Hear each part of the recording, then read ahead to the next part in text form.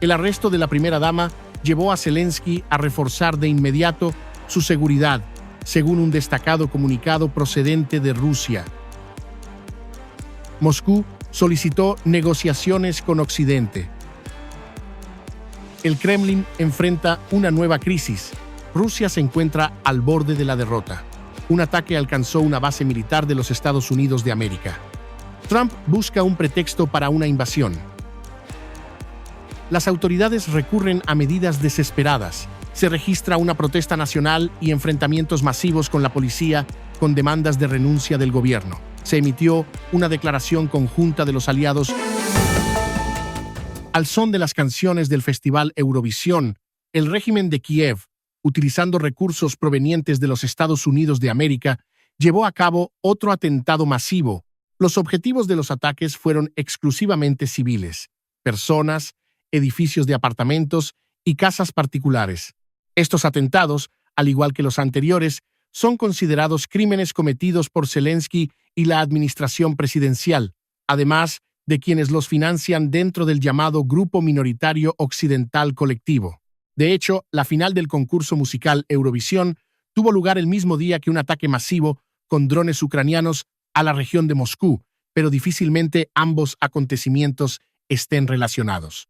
Además, al día siguiente, el ataque volvió a repetirse, lo que refuerza que no existe relación directa entre estos eventos.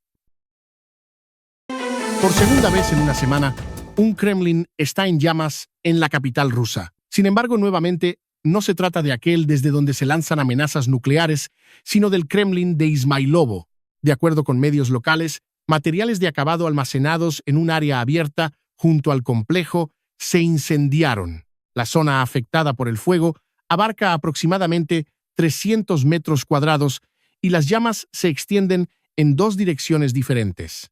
Testigos informaron haber escuchado un estallido antes de que comenzara el incendio, por lo que no se descarta la hipótesis de un posible impacto. Hasta el momento, no hay confirmación oficial.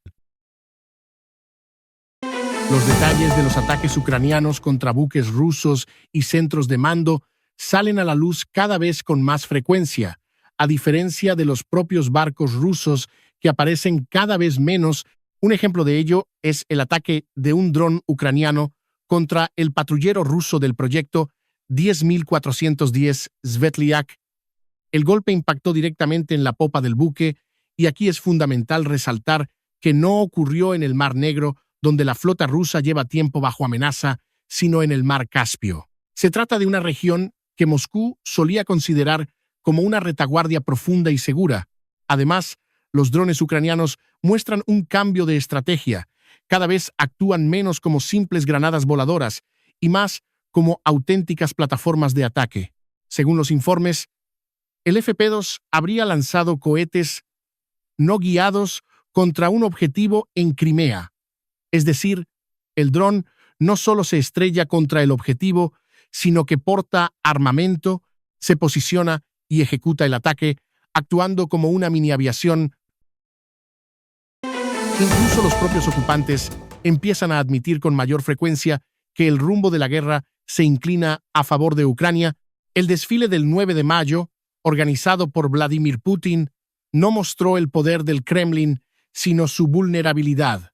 Moscú temía que Ucrania pudiera lanzar un ataque contra Rusia en un momento simbólico, por eso empezó a insinuar la posibilidad de un alto el fuego.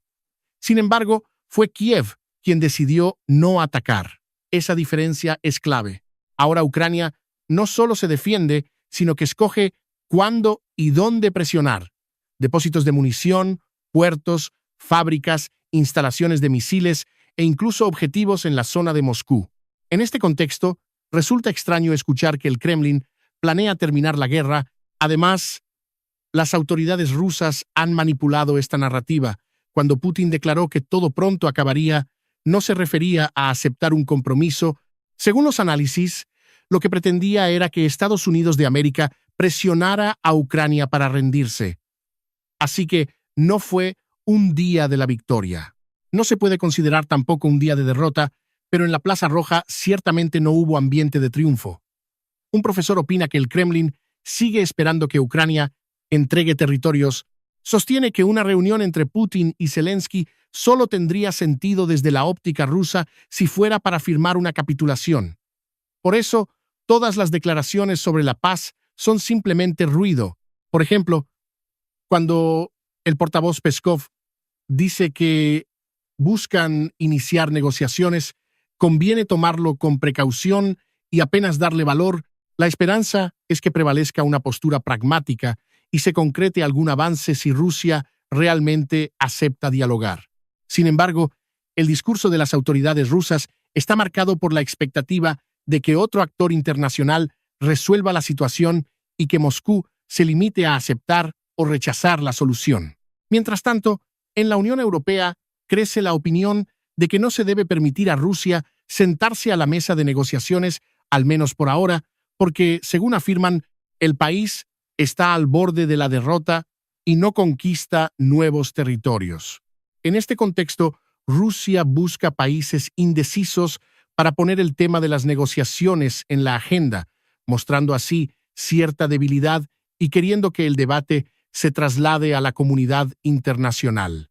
El objetivo central parece ser involucrar a Europa en las llamadas negociaciones, dándole el papel de mediador en lugar de mantener la presión sobre Moscú y reforzar la ayuda a Ucrania. Esto, en la práctica, ampliaría el margen de tiempo para Putin, pero incluso en contactos directos, Putin podría simplemente no responder, pues tanto él como su portavoz afirman que el líder ruso suele desplazarse de incógnito por Moscú, donde hay embotellamientos y drones. Elena Zelenska podría ser arrestada. La Oficina Nacional Anticorrupción de Ucrania y la Fiscalía Anticorrupción han reunido fundamentos para su detención. Lo clave aquí es la fuente de esta información. No se trata de una declaración de la Oficina Nacional Anticorrupción, ni de un comunicado de la Fiscalía Anticorrupción especializada, ni tampoco de una decisión de un tribunal ucraniano. Esta versión proviene de organismos de seguridad rusos y fue transmitida por agencias estatales de noticias rusas. Es decir, exactamente el tipo de entorno donde este tipo de historias suelen funcionar más como ataques informativos que como reportajes de noticias. El objetivo es golpear a la familia del presidente, vincular el caso con Andriy Yermak y crear la sensación de que el gobierno ucraniano se está desintegrando desde adentro. En el contexto del arresto del exjefe de la oficina del presidente por un caso de lavado de dinero, ese tipo de narración resulta especialmente conveniente para el Kremlin. El caso real contra Andriy Yermak está siendo ampliado para construir una imagen aún más tóxica. Ahora, el próximo objetivo sería la primera dama. Pero claro, los medios rusos nunca mienten, ¿verdad? Seguimos atentos a lo que ocurre en Cuba. La denominada Isla Revolucionaria ofrece un nuevo episodio a esta serie, aunque esta vez no directamente por iniciativa propia. Según el portal Axios, desde 2023, La Habana ha adquirido más de 300 drones militares, incluyendo modelos de reconocimiento y de ataque de países como Rusia e Irán. Fuentes de inteligencia de los Estados Unidos de América señalan que las fuerzas cubanas están analizando las experiencias de guerras recientes y considerando posibles ataques contra la base estadounidense en Guantánamo, buques de la Armada y hasta la ciudad de Key West, en Florida. Key West se encuentra a aproximadamente 144 kilómetros de La Habana, mientras que Guantánamo representa el principal símbolo de la presencia militar estadounidense en Cuba. Incluso con una economía debilitada, Cuba, armada con este arsenal de drones, podría representar una amenaza que Washington difícilmente podrá atribuir solamente a la vieja retórica de la Guerra Fría. Sin embargo, existe un dato relevante. Esta información sigue siendo confidencial y no ha podido ser verificada de manera independiente hasta el momento. La agencia Reuters destaca que los detalles del informe de Axios no fueron corroborados públicamente, lo cual deja abierta la posibilidad de que esta historia sirva tanto como una advertencia real sobre el auge de los drones, como una excusa útil para que la administración Trump aumente la presión sobre Cuba.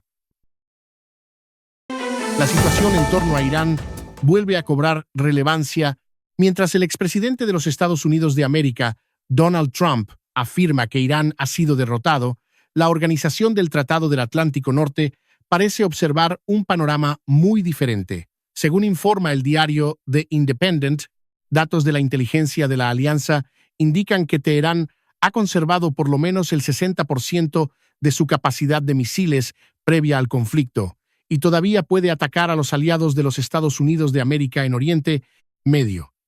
Además, parte de las instalaciones nucleares subterráneas, según estimaciones de la OTAN, podrían haber sobrevivido o ser restauradas rápidamente.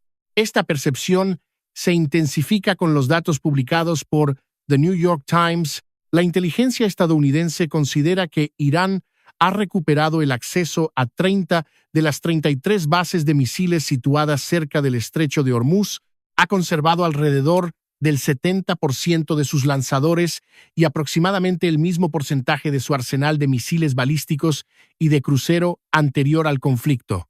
Imágenes satelitales también muestran que cerca del 90% de los depósitos subterráneos de misiles y sitios de lanzamiento siguen siendo accesibles. Es decir, un ejército supuestamente destruido demuestra una capacidad operativa para volver a disparar. El principal poder de Irán no radica en su flota clásica ni en su aviación, sino en la guerra asimétrica, drones, minas marítimas, ciberataques, grupos armados aliados y una flota de lanchas rápidas. Incluso debilitado, Teherán puede bloquear el tráfico marítimo, atacar el sector energético y mantener el estrecho de Hormuz como rehén. Actualmente, los medios iraníes publican la supuesta respuesta de Washington a la propuesta de Teherán. En el documento se presentan condiciones que en Irán ya califican de inaceptables. Según el medio Fars, los Estados Unidos de América no planean pagar compensaciones, no prometen liberar ni siquiera el 25% de los activos iraníes congelados y exigen el traslado de 400 kilos de uranio iraní bajo control estadounidense, además de dejar en Irán solo una instalación nuclear activa. El alto el fuego debe ser condición para negociar, pero según esta información, Washington no ofrece garantías de no agresión. Irán, por su parte, pide lo contrario: detener la guerra en todos los frentes, incluido el Líbano, levantar las sanciones, descongelar activos, pagar compensaciones y reconocer sus derechos sobre el estrecho de Hormuz. Es decir, las partes no solo están muy distanciadas, sino que parecen mirar en direcciones opuestas. Ataque a una central nuclear. ¿Era la planta el objetivo? En Emiratos Árabes Unidos, un dron golpeó una zona cercana a la central nuclear de Barakah. Según las autoridades de Abu Dhabi, se produjo un incendio en un generador eléctrico próximo a la central. No hubo víctimas y, de acuerdo con las autoridades de Dubái, los niveles de radiación siguen siendo normales. Según la publicación Astrowo, la quema ocurrió fuera del perímetro interno de la central nuclear, lo que significa que la instalación nuclear no sufrió daños directos. Sin embargo, el hecho de que un ataque se produjera tan cerca de una central nuclear es ya una señal de alarma preocupante. En términos generales, Irán ya empieza a preparar a su población para una guerra prolongada. Incluso en la televisión estatal ya muestran cómo disparar un fusil Kalashnikov, con demostraciones en el estudio. Y no se trata de armas modernas, sino del viejo modelo Kalashnikov, la versión de Alemania Oriental del AKMS soviético, fabricado en la antigua República Democrática Alemana. La elección de este armamento también es significativa. Probablemente se trata de material almacenado por las estructuras paramilitares iraníes. Las protestas antigubernamentales en Bolivia se transformaron en enfrentamientos directos con la policía, mineros, representantes de los pueblos indígenas, maestros, estudiantes y trabajadores salieron a las calles, bloquearon caminos, levantaron barricadas y exigieron la renuncia del gobierno en medio de la escasez de combustibles, la alta inflación, la falta de divisas extranjeras y una difícil situación económica. Desde hoy se ha declarado una huelga nacional movilizada e indefinida. Los organizadores afirmaron que la protesta solo finalizará cuando el gobierno cumpla con las exigencias del pueblo. De lo contrario, pidieron que el gobierno se retire de una vez. La policía utilizó gases lacrimógenos para dispersar a la multitud y los manifestantes respondieron lanzando piedras y cócteles Molotov. 57 personas fueron detenidas.